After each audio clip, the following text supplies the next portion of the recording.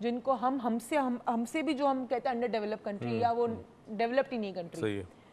उन कंट्रीज़ में अक्सर ये शुमालिया वगैरह में हादसे देखे जाते होते थे, लेकिन मैं नहीं सोच सकती थी कि हमारी कंट्री जो इस्लामिक रिपब्लिक ऑफ पाकिस्तान है, उस कंट्री में उन लाशों को जो किसी हादसे के बाद पड़ी हुई हैं, उनके आप हाथों में उनके ऊपर चढ़ के आप उनके बैंगल्स उतारेंगे, आप उनकी कान की ज्वेलरीज उतारेंगे, आप उनके हाथ काटेंगे, आप क्या करेंगे? तुम्हें पता है जब ये हादसा हुआ तो मैंने तुम्हें कहा था, मैंने कहा यही लूट मार रात को होगी। ठीक है, अब अगर आप ओवरऑल देखें तो एक अजीब व गरीब रवैया डेवलप हो चुका है। अच्छा, हमारी आदतें, हम बहुत ज़्यादा नेगेटिव पे फोकस नहीं करते, मगर कभी कभी नेगेटिव बताना पड़ता है क्योंकि वो रियलिटी है, आईना है हकीकत आपका, है, आईना है। उसके बाद हम कंक्लूजन या पॉजिटिव की तरफ आते हैं। बेइसी की इंतहाई हो चुकी है कि इस वक्त इंसान को इंसान की कोई परवाह नहीं है। वहाँ जो लोग जिस हालत में वो लाशें थी, कहते ना ज्यादातर लाशें आधी थी, कोई लाश शायद ही उनको सही सलामत मिली और मिल ही नहीं सकती, कुछ मिली है मगर बहुत बुरी हालत में थी। कैसा इंसान का दिल होगा कि उस वक्त उसको टच कैसे कर सकता है इस ख्याल से कि कोई चीज़ निकाल लो इसके में से। मतलब वो इंसान कैसा होगा, सख्त दिल होगा या दिल नहीं होगा उसका, मगर फिर भी देखो वो इंसान है और वो करता है ये काम। ठीक है, अब चंद अफराद होते हैं। मैंने परसों तरसों के प्रोग्राम में जापान की मिसाल दी थी कि वहाँ पर कुछ मरतबा ऐसा हुआ कि जापान में एक लम्हे के लिए लाइट चली गई, तो जो लोग स्टोर में ख़रीद रहे थे चीज़, जैसे ही लाइट गई उन्होंने जो चीज़ खरीदी थी वो वापस शेल्फ में रख दी और बाहर आके खड़े हो गए सुपरमार्केट से। जब लाइट वापस आ गई फिर अंदर गए और उन्होंने सामान वापस लिया, यानी रख दिया और ऐसे ही खाली हाथ वापस आ गए। ये किरदार है उस कौम का कि जो बर्बाद हो गई थी जंग अजीम 2 के बाद और आज दुनिया में कहां से कहां पहुंची। हमारे अंदर वो सलाहियतें मौजूद है, हमारे पास दीन है रहनुमाई करने के लिए, मगर इस पूरे माशरे के अंदर एक बहुत बड़ा रिफॉर्म चाहिए और वो रिफॉर्म किस तरह आएगा, हर आदमी अपने तौर पे कोशिश करे तभी कोई चेंज आएगा। मतलब कुछ ऐसी भी लाशें थी, अल्लाह माफ़ करे, अल्लाह माफ़ करे, बस सोचते हुए इंसान को कुछ होता है कि मतलब उनके नेचुरली कपड़े भी फट गए होंगे, सब कुछ तो खैर लोगों ने बाद में दिए, चादरें वगैरह दी, लेकिन उधर ही मतलब उस वक्त आपको ये ख्याल नहीं है कि मैं उनको ढांक दूं या कुछ कर दूं, आप उनके ऊपर आप पाँव रख सकते हैं यार। How can you do that? बेटा देखे ना, होता है ना, मतलब चंगेज खान और कुबलई खान की औलादें, फिरौन की औलादें आज भी दुनिया में मौजूद है, तो वो तो होगा।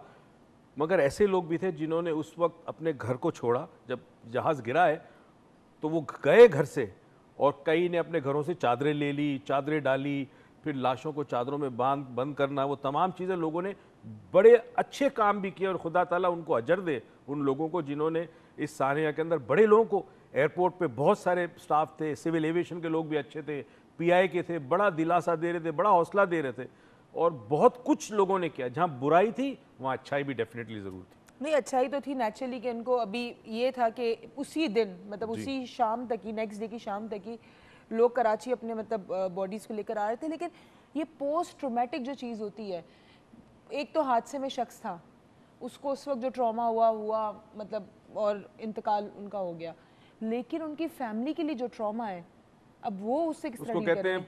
PTSD, post traumatic stress disorder, बड़ा ही खतरनाक होता है।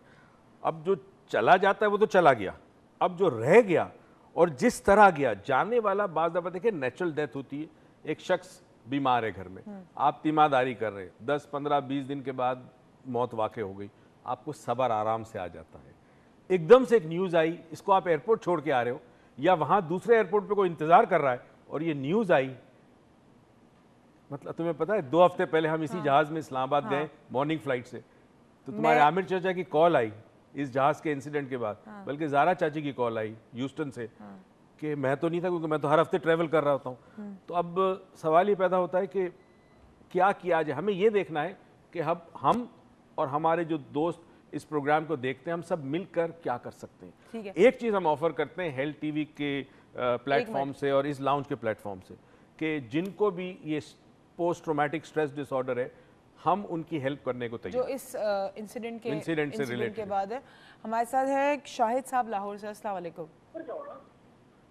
अस्सलाम वालेकुम। अस्सलाम वालेकुम शाहिद साहब। जी अस्सलाम वालेकुम जी। जी सर, मैं ये पूछना चाह रहा हूँ कि ये जो कुछ भी है आप लोगों को इसके ऊपर भी बात करनी चाहिए। जो भी इतनी बड़ी हैपनिंग हुई और सेकंड टाइम हुई, फर्स्ट टाइम मेरे एक बड़े अजीज थे कर्नल खुर्शीद बुखारी उनका नाम है, उनकी बेटी जिसकी शादी को 1.5 साल हुआ था, she died in the crash जो एयरब्लो का हुआ था। उसके बाद ये सेकंड टाइम हुआ है।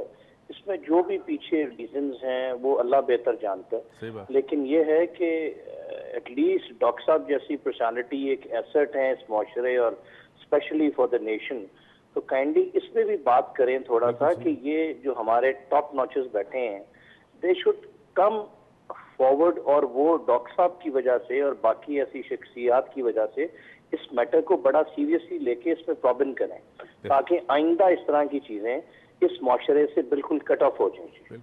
बहुत अच्छा, बहुत शुक्रिया सर। बड़ी खूबसूरत बात हम अभी आपकी जो इनकी बात को हम लेके चलेंगे ब्रेक के बाद।